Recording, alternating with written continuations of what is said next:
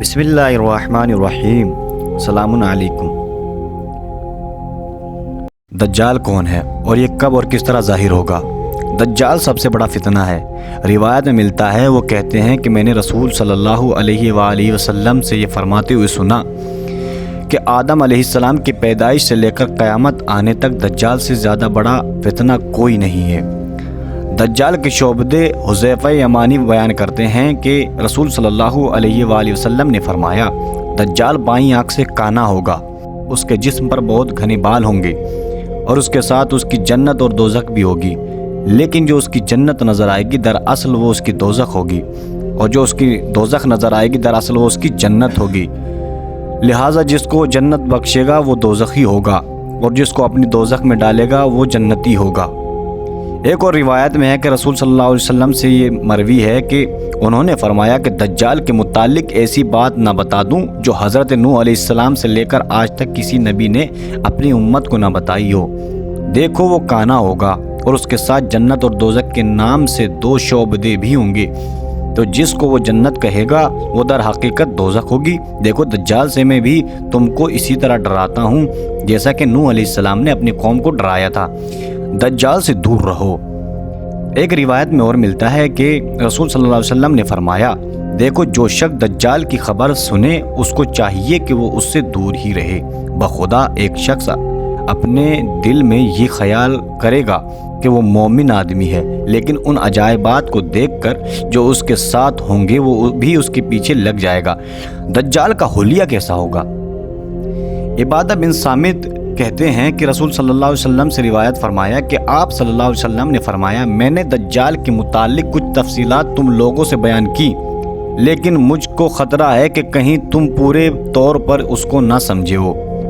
دیکھو مسیح دجال کا قد ٹھنگنا ہوگا، اس کے دونوں پیر ٹیڑھے، سر کے بال شدید خمیدہ، ایک چشم مگر ایک آنکھ بالکل پٹ صاف، نہ اوپر کو ابھری ہوئی ہو نہ اندر کو دھسی ہوئی ہو۔ اگر اب بھی تم کو شبہ رہے تو بات یاد رکھنا کہ تمہارا رب یقیناً کانا نہیں ہے۔ ہر نبی نے دجال سے ڈرایا۔ ابو عبیدہ بن جراح کہتے ہیں کہ رسول اللہ صلی اللہ علیہ وسلم کو یہ فرماتے ہوئے خود سنا ہے کہ نوح علیہ السلام کے بعد جو نبی آیا ہے اس نے اپنی قوم کو دجال سے ضرور ڈرایا ہے، اور میں بھی تم کو اس سے ڈراتا ہوں۔ اس کے بعد آپ نے اس کی صورت وغیرہ بیان فرمائی اور کہا، ممکن ہے جنہوں نے مجھ کو دیکھا یا میرا کلام سنا ہو اس میں کوئی ایسا نکل آئے جو اس کا زمانہ یا پا سکے۔ انہوں نے پوچھا، اس دن ہمارے دلوں کا حال کیسا ہوگا؟ آپ صلی اللہ علیہ وسلم نے فرمایا، ایسا ہی ہے جیسا آج ہے یا اور بھی بہتر۔ دجال کی علامات جو ہے، ایک روایت میں اور ملتا ہے کہ رسول میرے گھر تشریف فرما تھے۔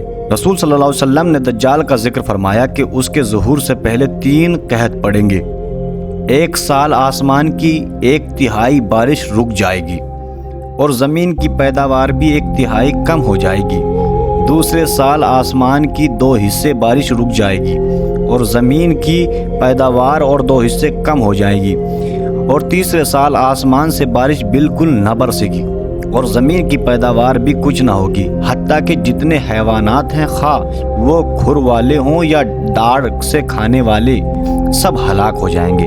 اور اس کا سب سے بڑا فتنہ یہ ہوگا کہ وہ ایک گنوار آدمی کے پاس آ کر کہے گا، اگر میں تیرے اونٹ زندہ کر دوں تو کیا اس کے بعد بھی تجھ کو یقین نہ آئے گا کہ میں تیرا رب ہوں؟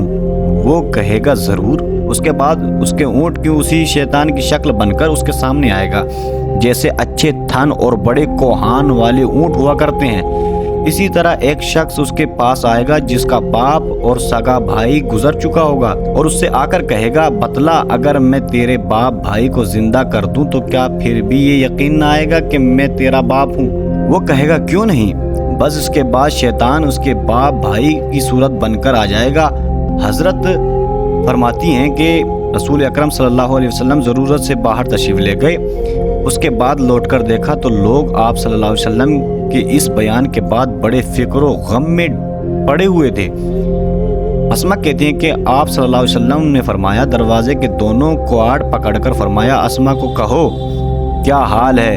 میں نے عرض کیا، رسول اللہ صلی اللہ علیہ وسلم، دجال کا ذکر سن کر ہمارے دل تو سینے سے نکل پڑے اور اس پر آپ صلی اللہ علیہ وسلم نے فرمایا اگر وہ میری زندگی میں ظاہر ہوا تو میں اس سے نمٹ لوں گا، ورنہ میرے بعد پھر ہر مومن کا نگہبان میرا رب ہے۔ میں نے عرض کیا رسول اللہ، ہمارا حال جب آج یہ ہے کہ ہم آٹا گوندنا چاہتے ہیں مگر غم کے مارے اس کو اچھی طرح گوند بھی نہیں سکتے، چہ جائے کہ روٹی پکا سکیں بھوکے ہی رہتی، تو بھلا اس دن مومنوں کا حال کیا ہوگا جب فتنہ آنکھوں کے سامنے آ جائے گا۔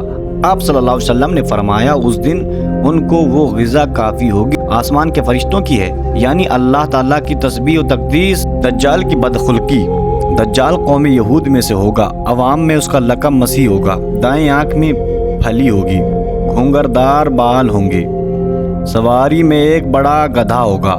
اول اس کا ظہور ملک عراق شام کے درمیان ہوگا جہاں نبوت و رسالت کا دعویٰ کرتا ہوگا، پھر وہاں سے اصفہان چلا جائے گا، یہاں اس کا ہمراہ 70,000 یہودی ہوں گے، یہیں سے خدائی دعویٰ کر کے چاروں طرف فساد برپا کرے گا اور زمین کا اکثر مقامات پر گشت کر کے لوگوں سے اپنے تئیں خدا کہلوائے گا۔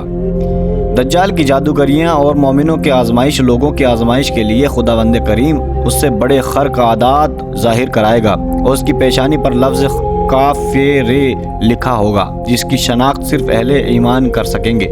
اس کے ساتھ ایک آگ ہوگی جس کو دوزخ سے تعبیر کرے گا اور ایک باغ جو جنت کے نام سے موسوم ہوگا۔ مخالفین کو آگ میں، موافقین کو جنت میں ڈالے گا، مگر وہ آگ در حقیقت باغ کے مانند ہوگی اور باغ آگ کی خاصیت رکھتا ہوگا، نیز اس کے پاس اشیاء خوردنی کا ایک بہتر بڑا ذخیرہ ہوگا، جس کو چاہے گا دے گا، اور جب کوئی فرقہ اس کی الوہیت کو تسلیم کرے گا تو اس کے لیے اس کے حکم سے بارش ہوگی، اناج پیدا ہوگا، درخت پھلدار، مویشی موٹے تازے اور شیردار ہوں گے۔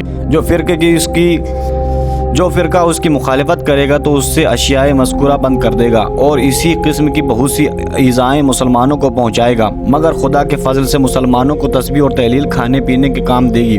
اس کے خروج کے پیشتر 2 سال تک قحط رہ چکا ہوگا، تیسرے سال دوران قحط میں ہی اس کا ظہور ہوگا، زمین کے مدفون خزانے اس کے حکم سے اس کے ہمراہ ہو جائیں گے۔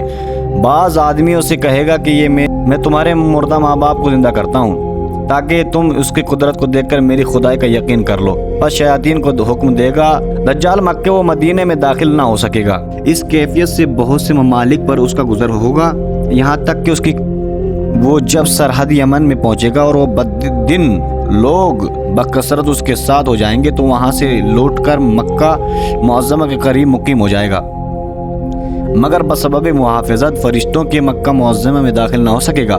پس وہاں سے مدینہ منورہ کا قصد کرے۔ اس وقت مدینے کے 7 دروازے ہوں گے، ہر دروازے کی محافظت کے لیے خداوند کریم 2 فرشتے متعین فرمائے گا جن کے ڈر سے دجال کی فوج داخل شہر نہ ہو سکے گی۔ نیز مدینہ منورہ میں متعین مرتبہ زلزلہ آئے گا جس کی وجہ سے بدعقید منافق لوگ خائف ہو کر شہر سے نکل کر دجال کے پھندے میں گرفتار ہو جائیں گے۔ دجال کون ہے اور یہ کب اور کس طرح ظاہر ہوگا؟ مدینے کے ایک بزرگ کے ہاتھوں دجال کی رسوائی۔ اس وقت مدینہ منورہ میں ایک بزرگ ہوں گے جو دجال سے مناظرہ کرنے کے لیے نکلیں گے، دجال کی فوج کے قریب پہنچ کر ان سے پوچھیں گے کہ دجال کہاں ہے اور اس کی گفتگو کے خلاف اور ادب سمجھ کر قتل کرنے کا قصد کریں گے، مگر بعض ان میں قتل سے مانے ہوں گے اور کہیں گے کیا تم کو معلوم نہیں ہے کہ ہمارے اور تمہارے خدا دجال نے منع کیا ہے کہ کسی کو بغیر اجازت قتل نہ کرنا؟